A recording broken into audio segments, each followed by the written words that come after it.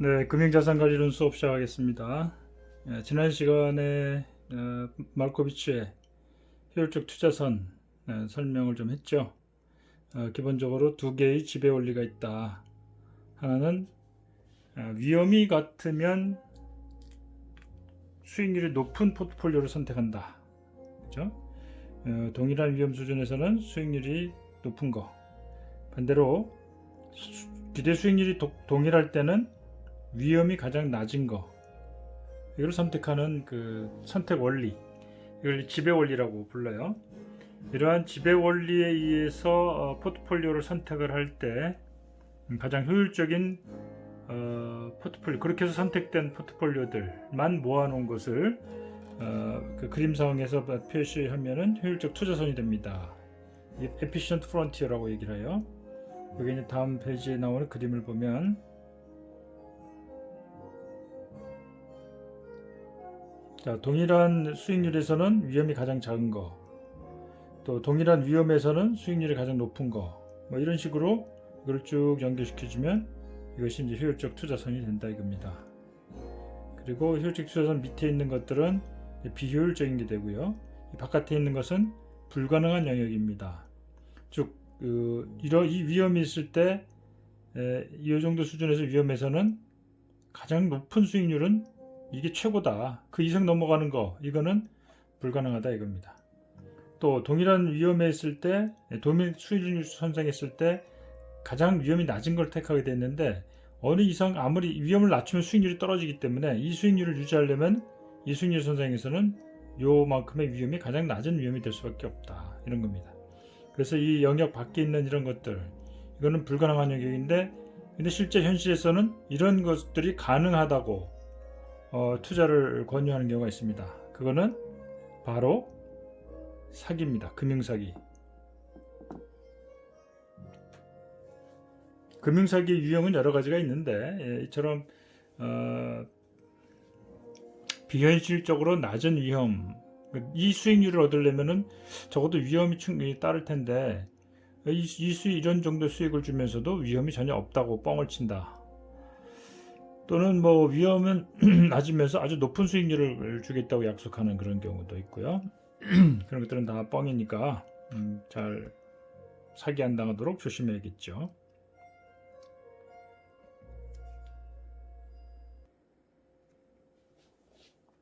자, 이제 투자자의 위험 선호에 관한 얘기 잠깐 할 텐데요. 이제 우리가 효율적 투자선 공부를 했죠. 효율적 투자선은 이러한 모양을 가지고 있어요. 그래서 이 안쪽은 비효율적인 것이고 이것은 불가능한 거고요. 여기 이제 효율적인 투자 대안이 되는 것이죠. 자, 그러면 이제 최적의 선택을 하려면 어떤 조건으로 최적의 선택을 하는가 하는 것을 우리가 배울 텐데요. 이걸 설명하기 전에 먼저 여러분들이 경제학에서 공부한 기본 소비자 선택 이론을 생각해 볼 필요가 있습니다. 소비자 선택 이론, 이겁니다. 소비자 선택 이론은 어떻게 했어요? 주어진 예산이 한정되어 있습니다. 주어진 예산으로 최대한의 만족을 주는 선택을 한다 이겁니다. 이걸 위해서 두 개의, 내가 주어진 돈이 딱 제한이 됐어요. 내가 사용할 수 있는 금액이 100만 원이다. 100만 원의 예산을 갖고 있어요.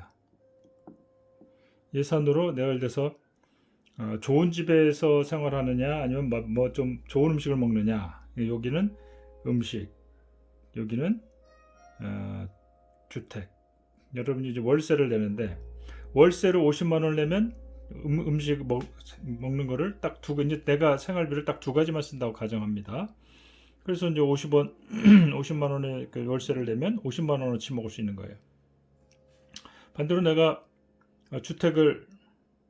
내가 이제 남의 집에 얹혀 살면서 주택비 안 들고 모든 돈을 다 먹는 것만 쓴다면 100만 원 쓸 수 있고요. 아니면 먹는 거는 다른 데서 얻어 먹으면서 100만 원짜리 제일 좋은 주택을 산다면 100만 원짜리 주택을 살 수가 있는 거예요. 그 타협점으로 반반 쓴다. 음식에 50만원, 주택 50만원 쓸 수도 있고요. 그죠?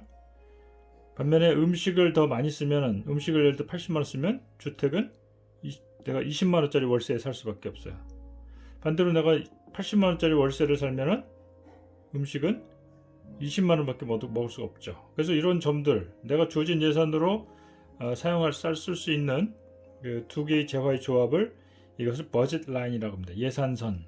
그죠? 예산선.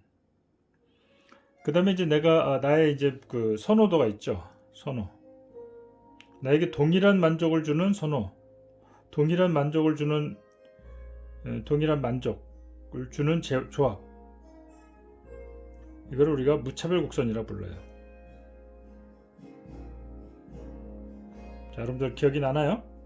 무차별 곡선은 이제 예를 들어서 주택과 음식, 내가 예를 들어서 50만원짜리 주택을 사는 거와, 그래서 이 50만원치 음식을 먹는 거, 그거하고 예를 들어 주택을 예를 들어서 20만원치 하되 예를 들어서 음식을 한 뭐 85만원치 먹는다.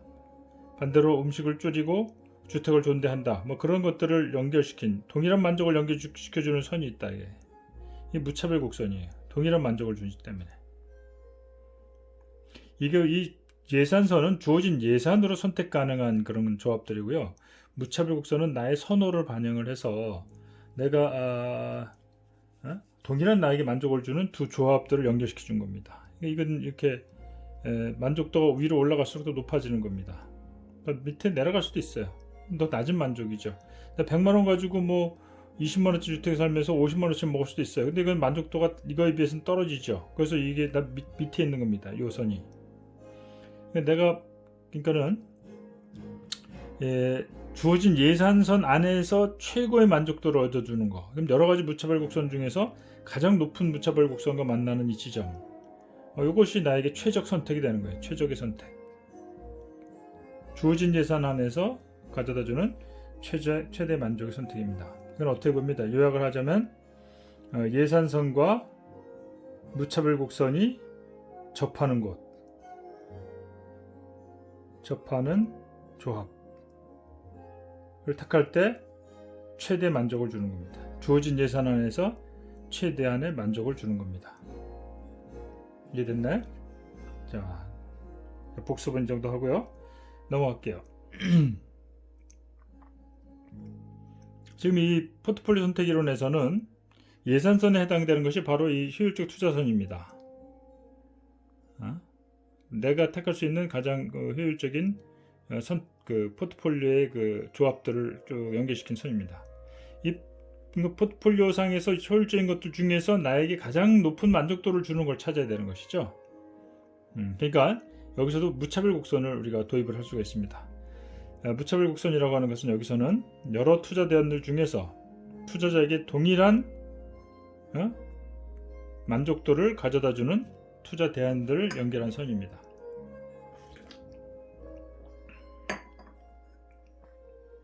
그래서 지금 이제 여기 이제 기대 수익이고 여기 위험이죠. 여기서 이제 어떤 A라는 조합이 있다고 칩시다. A라는 조합은 수익은 이 정도고요. 위험은 이 정도예요. 그 위험은 그죠? 위험이 이 정도 수준의 수익이 이만큼 돼요. 근데 B라는 조합을 보면은 A보다 위험이 더 커지는 대신에 수익률이 높아져요. 그래서 어떤 사람에게 이 두 개의 투자 대안을 제시하니까, 예를 들어서 여기 위험이 10이고 투자가 수익률이 5%다. 얘는 위험이 15가 되고 수익률이 예를 들어서 8이 됐다. 그럼 너 어떤 걸 택할래? 그럼 A에 비해서 B가 위험은 커지지만 수익률은 높아졌어요. 그래? 그러면 대신에 B에 비하면 A는 수익률은 낮지만 위험도 낮아요. 그래서 어느 걸 선택할지가 망설여집니다. 고민 끝에 뭐 A나 B 둘 중에 하나, 나한테는 별 차이가 없을 것 같다. 그러면 A와 B는 동일한 만족도를 주는 것이다. 이렇게 볼 수가 있는 겁니다. 그래서 이러한 A와 B 외에도 동일한 만족도를 주는 것들을 쭉 이렇게 우리가 개념적으로 찾아내서 연결시켜주면은 이게 무차별 곡선이 되는 거예요. 그러면 이제 여기 C라는 투자 대안이 있다. 이거 봅시다. C라는 것을 보면요, B하고 비교를 해보면은 수익률은 같은데 위험이 11로 낮아요. 그럼 B보다 C는 당연히 지배 원리에 의하면 더 좋은 거잖아요. 그러니까 C는 B보다 더 높은 만족도를 가져다 준다 이겁니다. 자, C하고 동일한 만족도를 가져다 주는 것들을 쭉 연결시켜 줍니다. 그러면 이것도 하나의 무차별 곡선이 되는 겁니다. 그렇죠? C하고 A를 직접 비교하기는 어려워요. 그러나 A와 동일한 만족도를 가지고 있는 B와 C를 비교해보면 C가 B보다 낮고 B와 동일한 A보다도 당연히 나은 거죠. 그러니까 C가 B보다 더 만족도가 높다는 것은 B와 동일한 만족도를 가진 A보다 높다는 것으로 3단 논법으로 설명할 수 있잖아요. 이런 식으로 무차별 곡선을 여러 가지를 그려낼 수가 있는 겁니다. 그래서 위로 올라갈수록 더 높은 만족도가 주어지는 거예요. 만족도가 더 커지는 겁니다. 자, 지금 여기 설명이 된 거고요. 그래서 이게 이제 투자자의 무차별 곡선이에요. 그래서 이 무차별 곡선하고 이 효율적 투자선을 결합을 시켜서 최적의 선택을 찾는 겁니다. 즉, 효율적 투자 그 대상들 중에서 가장 높은 만족도를 주는 게 뭐냐? 그러면 이 무차별 곡선과 그래서 가장 높은 무차별 곡선을 만나는 그 점을 찾으면 되는 것이죠. 마치 우리가 소비자 선택 이론에서 주어진 예산선 중에서 가장 높은 만족도를 주는 그런 결합을 접하는 점에서 찾았잖아요. 예산선하고 무차별 곡선이. 그렇죠? 이게 최적의 만족도를 주는 조합이다. 주어진 예산 중에서 최대한의 만족을 주는 조합이다. 이거는 주어진 포트폴리오 산 중에서 가장 높은 만족도를 주는 결합이 되는 것이죠. 이 밑에 있는 것은 뭐예요? 더 비효율적인 포트폴리오가 되잖아요. 이 부분들은. 이건 바람직한 게 아니죠. 효율적인 포트폴리오 중에서 가장 높은 만족도. 이 위에 있는 건 뭡니까? 불가능한 영역이니까 이건 해당 사항이 없는 거고. 자, 다음 페이지에 그런 얘기가 설명이 되어 있습니다. 볼까요? 자, 효율적 투자선이 나왔죠? 무차별 곡선을 그립니다. 자, 요 영역에서 볼 때 요 두 개를 비교해 보면 요 1번, 요 2번이라고 합시다. 1번보다 2번보다 더 만족도가 높은 거죠. 자, 1번에서도 이 효율적 투자선을 만나는 부분이 있어요. 요 세 개를 비교해 볼까요? 그러면 이 1번 선에 있는 이것도 효율적 투자선 만나는 요 지점, 요게 결합이 투자 선택이 될 수 있는데요. 포트폴리오 선택이 될 수 있는데 이거보다는 요 가운데 게 낫습니다. 왜 그래요? 이게 더 높은 만족도를 가지는 위치에 있기 때문에 그렇습니다. 자, 이런 식으로 그려나갈 수가 있어요. 자, 3번 선에서는 포트폴리오 선택이 불가능해요. 왜? 여기는 이 영역이 이러한 만족도를 주는 효율적 포트폴리오는 없기 때문에 그렇습니다. 자, 여기 최적의 포트폴리오가 되고요. 그 다음에 위에도 또 그림을 그릴 수가 있어요. 위치가 달라지면은 이 무차별 곡선의 기울기가 달라집니다. 지금 이거를 다시 이거를 1번 무차별 지도, 이걸 2번 무차별 지도, 동그라미 2번 무차별 지도로 갑시다.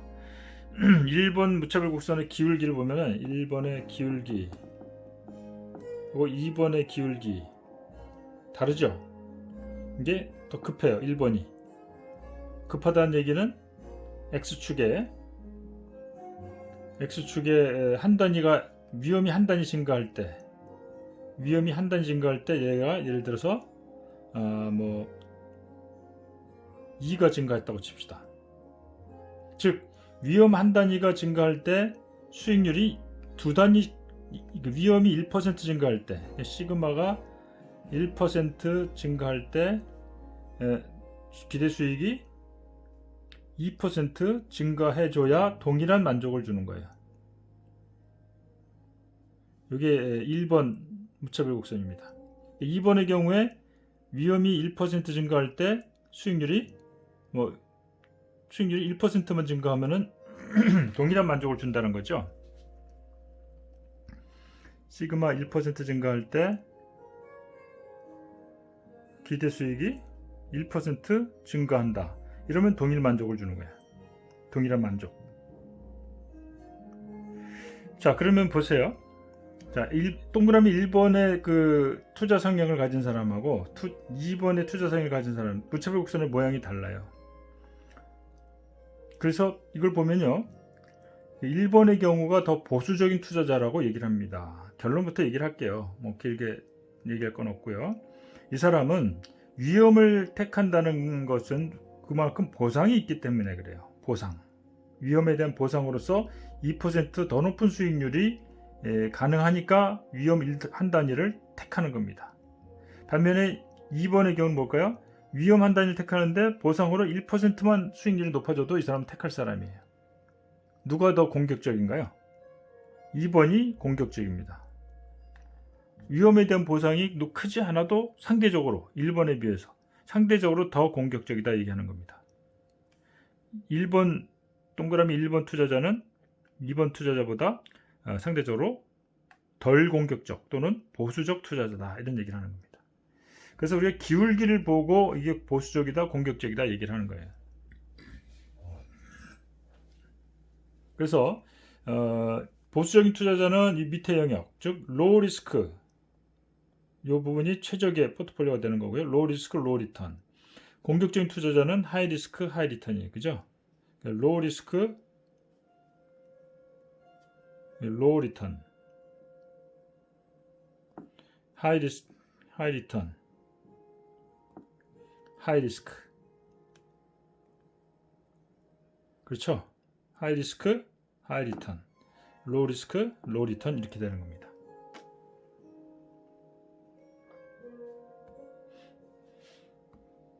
자, 여기 설명이 있어요.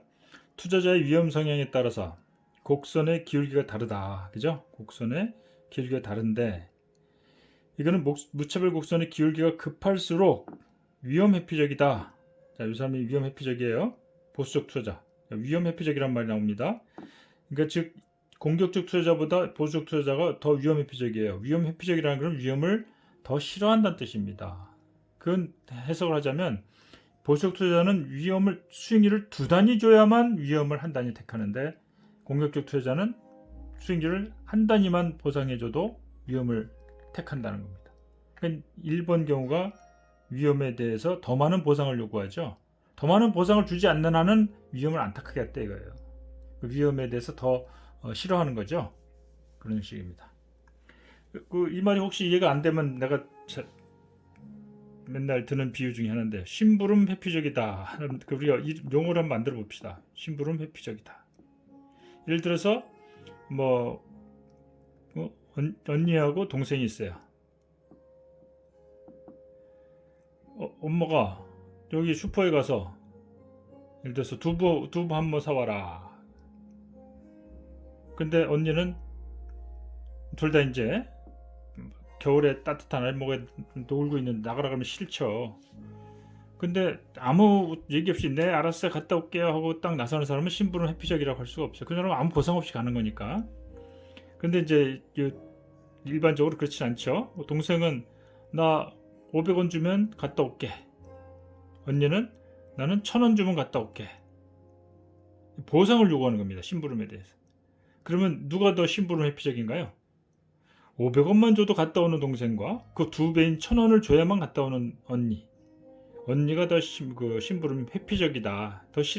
더 큰 보상을 줘야만 움직인다 이거죠. 그래서 회피적이란 말을 이렇게 갖다 붙일 수가 있어요.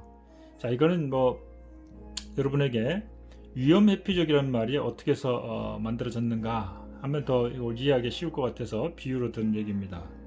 그래서 지금 보수적 투자자는 더 많은 보상을 요구하기 때문에 즉 위험 한 단위당 보상 수익률이 상대적으로 더 크기 때문에 위험 회피적이다 얘기하는 겁니다. 자, 이해가 됐습니까? 넘어갈게요. 자, 여기 밑에 또 글씨가 하나 나오네요. 완만할수록, 완만하다 윗부분이죠. 공격적인 사람들이죠. 위험 선호적이라고 해도 위험에 대해서 좀 공격적이다. 투자자 공격적이다. 위험에 대한 보상 수익률이 상대적으로 작다.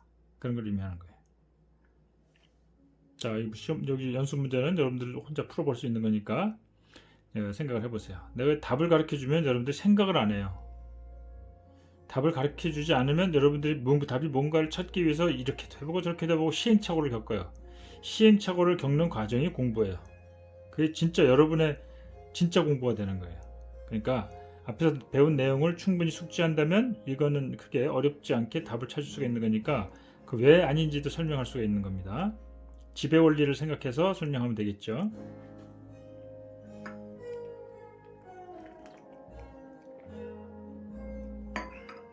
자, 이렇게 해서 마르코비치의 포트폴리오 선택 이론이 간단하게 설명됐어요. 포트폴리오 선택 이론. 최적의 포트폴리오를 선택하는 거예요. 마르코비치 포트폴리오 선택 어떻게 합니까? 효율적 투자선을 찾아야죠. 그 다음에 무차별 곡선 중에서 가장 높은 만족도를 주는 그 효율적 투자선상에 있으면서 무차별 곡선상에 가장 높은 무차별 곡선과 만나는 이 선택이 여기 위험의 크기와 수익률의 크기가 이 조합의 위험과 수익의 조합, 가장 최적의 조합을 찾아 나가는 겁니다. 사람 따라 이제 다른 거죠. 여러분들이 포트폴리오 이론이 나오기 전까지는 투자자들이 사실 이런 거 잘 모르고 했어요. 근데 이제 이 이론적인 그 배경이 주어지고 나니까 위험과 수익을 적절하게 잘 조합을 해야겠구나. 그래서 이제 어떤 좀 공격적인 투자자는 위험이 좀 높더라도 높은 수익률을, 또 보수적인 투자자는 수익률이 좀 낮더라도 위험이 낮은 그 포트폴리오를 이렇게 선택해 나가는 그런 이제 원리가 자리가 잡힌 거죠. 자, 그런데 이 포트폴리오 선택 이론이 굉장히 나름대로 획기적인 기여를 했어요. 투자 이론에서. 그래서 나중에 이 공로를 인정받아서 노벨상까지 받아요. 자, 그건 이제 별개의 문제지만 그럼에도 불구하고 이 포트폴리오 선택 이론에 약점이 있어요. 무슨 약점이냐면은 마르코비치의 포트폴리오 선택 이론이 위험자산 간, 잘 보세요. 위험자산 간의 최적 결합을 택하는 겁니다. 위험자산. 자, 이 효율적 포트폴리오는 뭡니까? 밑에 있는 거, 이 선이죠. 효율적 프론티어, 에피션트 프론티어, AB 라인 앞에서 한 거죠. 이거는 위험과 수익의 그 조합을 이루는 수많은 포트폴리오 중에서 효율적인 것만 모아놓은 그거죠. 그래서 여기서 선택하는 거는 위험이 따르는 그런 자산들 중에서 나에게 거기에 투자할 때 내가 원하는 수준의 위험과 수익률을 얻어주는 내 투자 성향에 맞는 것을 찾아주는 최적의 조합을 찾아가는 과정입니다. 자, 그래서 여기서 말하듯이 이 경우에는 위험자산만을 가지고 다루는 거예요. 위험자산만. 뭐 쉽게 예를 들면 주식 투자를 하는 경우입니다. 모든 돈을 주식 투자만 하는 사람에게 있어서 그럼 주식 투자 포트폴리오를 만들 때 주식만 가지고 내가 모든 걸 다 포트폴리오 만든다. 위험자산들인 주식만 가지고 나의 최적 결합을 찾아나가는 겁니다. 근데 최적 포트폴리오를 찾아내는 거예요. 여러 그 후보군에 있는 포트폴리오 중에서 나에게 가장 높은 만족도를 주는 거, 효율적이면서도 그걸 찾아낸 것이 마르코비치의 포트폴리오 선택 이론이고요. 그렇다면 이제 자본자산 가격 모형이라는 것이 그 뒤에 이거를 발전시킨 모형으로 나옵니다. 이거를 우리가 뒤에 용어가 어떻게 나오냐? 뒤에 나오겠지만은 뒤에 나옵니다. 캐피탈 에셋 프라이싱 모델이에요. 그래서 줄여서 CAPM이라고 불러요. CAP. 자, 이 CAPM 자본자산 가격 결정 모형은 뭐가 다르냐 하면은 무위험 자산도 여기에 결합을 시키는 겁니다. 마르코비치 이론은 위험 자산만 가지고 선택하는 거예요. 자본자산 가격 결정 모형은 무위험 자산을 거기에 포함을 시킵니다. 이게 달라진 부분이에요. 뭐 하나 더 추가하는 게 뭐가 대수냐라고 생각할지 모르지만 이 무위험 자산이 들어가고 안 들어가고가 아주 큰 차이가 있는 겁니다. 왜냐하면 여러분들한테 여러분이 그 자산 관리를 한다. 나에게 주어진 자산이 예를 들어서 한 노후 자금까지 포함해서 한 10억이 있다. 이걸 가지고 다 주식을 다 투자할 수 있습니까? 실제로 그렇게 하는 사람은 드물죠. 그럼 어떻게 해? 이 10억 중에서 한 최소한 5억 이상, 한 7, 8억은 안전한 자산에 넣어놔요. 원금을 날리면 큰일 나니까. 안전한 자산이 뭐예요? 안전자산. 이게 무위험 자산인 거예요. 그리고 나머지 한 한 2, 3억 정도를 가지고 위험 자산에 투자를 합니다. 왜 이렇게 합니까? 안전자산은 로우 리스크, 로우 리턴이에요. 수익률은 낮지만 위험이 적어요. 안전해요. 그렇지만 수익률이 너무 낮으니까 수익률을 좀 높이기 위해서는 하이 리스크, 하이 리턴을 가는 거예요. 그래서 기본적으로 투자를 하는 사람들은 보통 무위험 자산에도 상당 비중을 투자를 하고 일부만 위험 자산에 투자하는 거예요. 근데 말코비치로는 위험 자산만 가지고 선택을 하는 거로 지금 나오고 있잖아요. 그러니까 보다 현실적으로 의미가 있으려면 무위험 자산까지 포함시키는 모형으로 확대를 해야 된다 이거죠. 자, 그래서 자본 자산 가격 결정 모형이 나왔고요. 이것이 중요한 투자자들에게 중대한 기여를 합니다. 그래서 이제 이것도 역시 같이 노벨상을 받는데 끼어들게 되죠. 이 자본자산 가격 결정 모형을 이해하려면 몇 가지 이제 여기에도 가정이 필요합니다. 뭐 이걸 하나하나 다 깊이 설명할 건 없겠고요. 다만 이 모형이 만들어지기 위해서 이런 몇 가지 전제 조건을 다는 겁니다. 투자자는 위험회피적이다. 무슨 말인지 알겠죠? 보상이 있어야 위험을 택한다 이거예요. 기대 효용을 극대화시키고자 한다. 효용을 극대화시킨다. 만족도를 극대화시킨다 이런 얘기입니다. 그리고 투자자는 다수라서 그 자산의 가격은 시장에서 결정되는 대로 따를 수밖에 없다. 즉 시장에서 스스로 가격을 영향을 주거나 그럴 수가 없다는 겁니다. 그리고 투자자는 기대 수익률과 분산, 그죠? 분산은 위험의 크기죠. 기대 수익률 크기, 분산의 크기. 위험의 크기를 분산의 또는 표준 편차로 계산한다 이거죠. 이것을 기초해서 투자한다. 투자 기간은 모두에게 같은 기간으로 설정하고요. 무위험 자산이 존재하고 무위험 이자율로 차입과 대출이 가능하다. 투자자는 증권의 수익률 평균 분산, 증권 수익률의 평균 분산 공분산에 동일한 예측을 한다. 이건 수백만의 투자자가 있지만 예를 들어 어떤 특정한 자산 A의 수익률, 분산 크기, 위험의 크기 이런 것들은 다 동일한 계산을 하면 동일한 값들을 가진다. 사람마다 다 평가가 다르면은 복잡해지죠. 그래서 모두가 동일한 평균 수익률과 위험의 크기를 계산했을 때 더욱 같은 값으로 그것들을 평가한다 이렇게 얘기하는 겁니다. 그리고 세금, 비용 이런 것들이 없다. 어떤 그 이론을 간단하게 하기 위해서 가정을 한 겁니다. 자, 그러면 이제 자본자산 가격 결정 이론에서 제시하는 가장 중요한 그 결론이 어떻게 도출되는가, 그걸 아주 간략한 방법으로 여러분들에게 소개를 할게요. 이렇게 해서 나온 그 결론이 바로 현대 파이낸스 이론, 금융경제학 이론에서 아주 중심적인 위치를 차지하는 그 결과를 얻을 수가 있는 겁니다. 자, 그럼 이제 무위험자산이 포함된 포트폴리오를 만들어내야 되는 것이죠. 그래서 먼저 그럼 무위험자산이란 게 뭐냐? 위험이 없는 거죠. 무위험이니까 위험이 없는 거예요. 위험이 없다는 거는 수익이 확실하다는 거죠. 그렇죠? 은행 예금 같은 경우도 정기예금 넣어놓으면 몇 프로 이자 주겠다면 딱 정해진 이자를 주잖아요. 대표적인 무위험자산이 바로 국채입니다. 국채는 확정 이자를 줘요. 그죠? 그것도 단기 국채, 1년 이내에 만기가 되는 국채, 이거를 무위험 자산이라고 불러요. 확정된 수익, 국가에 의해서 보증되니까 안전한 거예요. 확정된 수익이라는 게 중요하죠. 무위험이라고 하는 것은 위험이 없다. 결과가 확실하다. 1년 뒤든 2년 뒤든 그 수익이 정해져 있다. 확실하다 이겁니다. 그래서 변화가 없으니까 표준 편차가 제로가 나오죠. 위험이 제로란 얘기예요. 위험의 크기가 제로. 따라서 다른 자산과의 상관계수도 제로가 돼요. 얘는 좀 움직이지 않은 거예요. 다른 게 아무리 변해도 얘는 꿈쩍도 안 하니까 서로 상관이 없는 겁니다. 그래서 상관계수가 0이 나오는 거죠. 그래서 이제 무위험 자산을 포함하는 포트폴리오에서 기대수익, 이 포트폴리오의 기대수익은 어떻게 계산하느냐? 자, 먼저 W1은 무위험자산에 들어가는 비중, W2는 위험자산에 들어가는 비중입니다. 이게 비중이에요. 그리고 W2는 1-W1, 즉 합이 1이라는 거죠.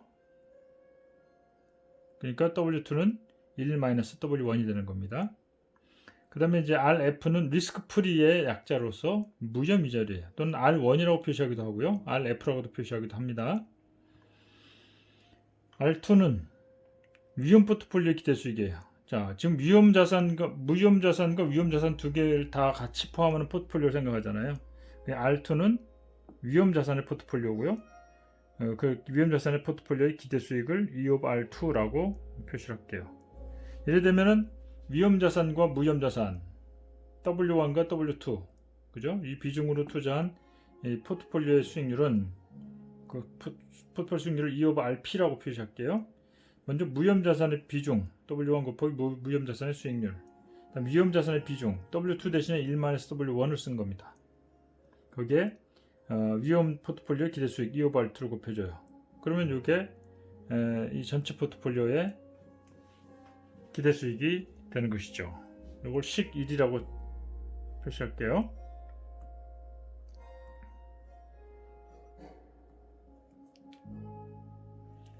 이거는 앞에 설명이 된 거고요. 그 다음에 이제 시그마1, 시그마2를 각기 무위험자산 1과 2에 무위험자산 1과 위험자산 2의 표준 편차입니다. 각각 위험의 크기죠. W1, W2는 보유 비중이고요. 그래서 이 두 위험자산으로 구성된 포트폴리오의 표준 편차는, 그죠? 시그마 P는 어떻게 구해져요? 앞에서 우리가 이 공식 배웠죠? 포트폴리오의 위험의 크기는 이렇게 이 공식에서 나온다. 근데 지금 두 개의 자산으로 되어 있잖아요. 1과 2. 그래서 시그마 1제곱 W1 제곱 플러스 시그마 2 제곱 W2 제곱 플러스 2 곱하기 R12 상관계수죠. 시그마 1, 시그마 2, W1, W2 이렇게 되어 있는데, 다행인 것은 그 첫 번째 자산 1번 자산이 무위험 자산이에요. 따라서 표준 편차가 0이 되죠. 그죠? 여기도 0. 또 상관계수도 0이 되는 거예요. 그러니까 얘는 다 사라지고 요거만 남아요. 그래서 시그마 P는, 그죠? 시그마 P는 W2 제곱 시그마 2 제곱의 루트, 이 시그마 P 표준 편차니까 이거, 그쵸? 그러니까 루트 벗기고 하게 되면 이번에 제곱이니까 루트 벗겨줄 수가 있는 거죠. 그래서 시그마 2 W2가 돼요. W2 대신에 1-W1을 바꿔놓은 게 이겁니다. 그래서 무위험자산이 포함된 포트폴리오 표준 편차는 위험자산 포트폴리오와 위험자산의 그 위험 크기 시그마 2와 선형관계에 있다. 시그마 P는 1-W1 곱하기 1-W1은 숫자죠. 그 W2는 위험자산의 위험의 크기예요. 위험의 크기. 그러니까 포트폴리오 위험의 크기는 위험자산 위험의 크기의 선형관계다. 그죠? Y는 EX다. 그림을 그리면 이런 직선이 돼요. 선형관계예요. 얘도 선형관계가 되는 겁니다.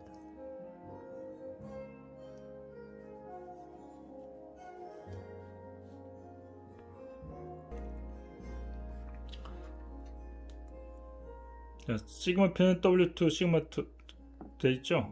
요거 W2 1-W1으로 바꾸고요. 바꾸고 난 다음에 정리를 하자면, 그러면 이걸 W1은, 자, 이걸 풀어요. W2로 넘어가요. 그러면 시그마 2분의 시그마 P가 되고요. 1-W1 부호 바꾸면서 2를 넘기면 W1은 1 빼기 시그마 2분의 시그마 P 이렇게 바꿀 수가 있어요. 자, W1을 식 1에다가 대입을 합니다. 자, 식 1이 어느 거죠? 여기죠.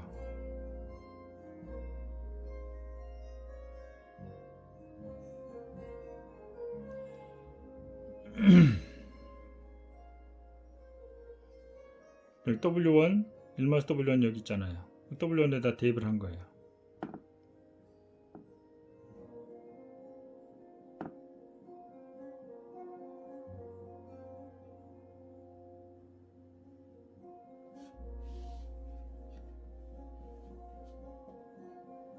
자, W1 대신에 이걸 넣고요. 1-W1 대신에 이걸 넣으면은 이게 됩니다. 직접 한번 해보세요. 그럼 요거 가로를 풀었어요.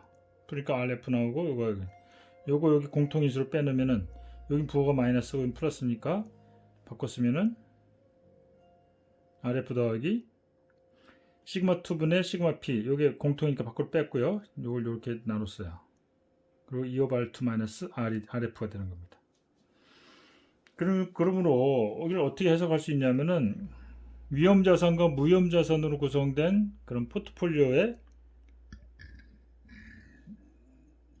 기대수익 E/RP는 포트폴리오 위험의 선형 함수다. 여기 숫자예요.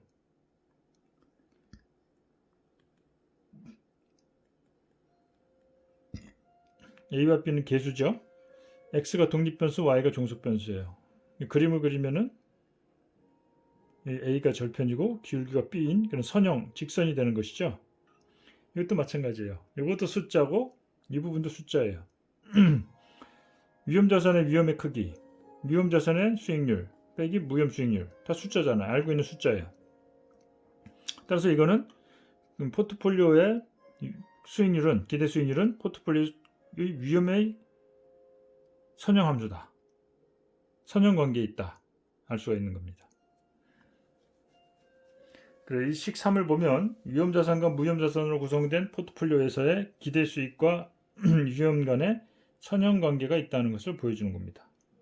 이 직선, 이걸로 표시된 이 직선, 그런 그림을 보이면은 이 정도 되겠죠. 여기가 RF가 절편이 되겠고요.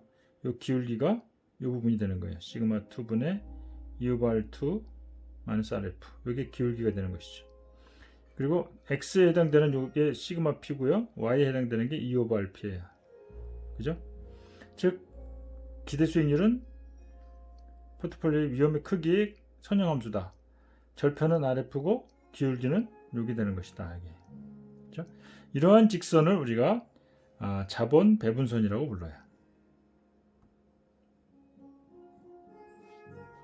자본 배분선.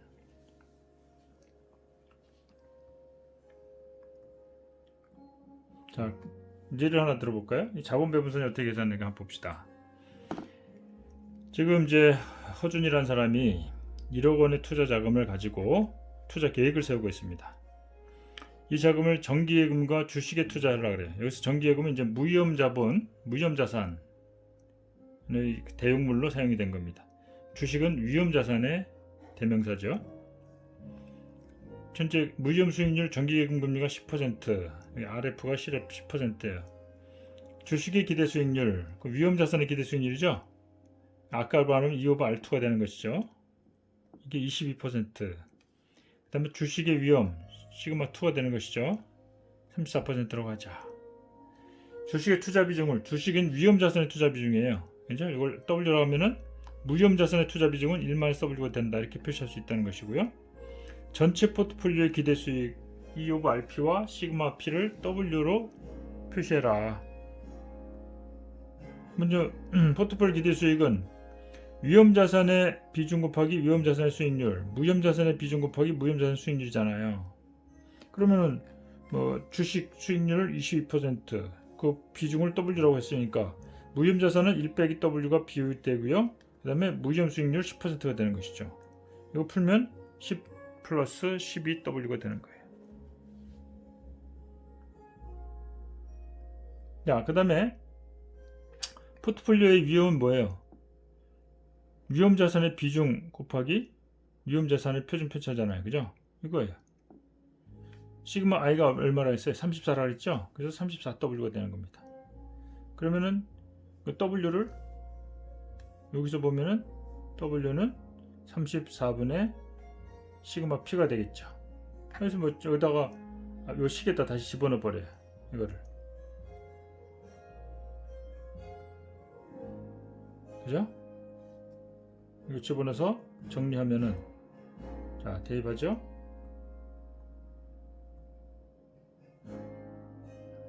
이렇게 나오는 거예요. 그럼 10 더하기 0.35 시그마 P. 그림을 그리면 이게 절편이 10이고 기울기가 0.35, 그죠? 시그마 P 여기가 2/r P.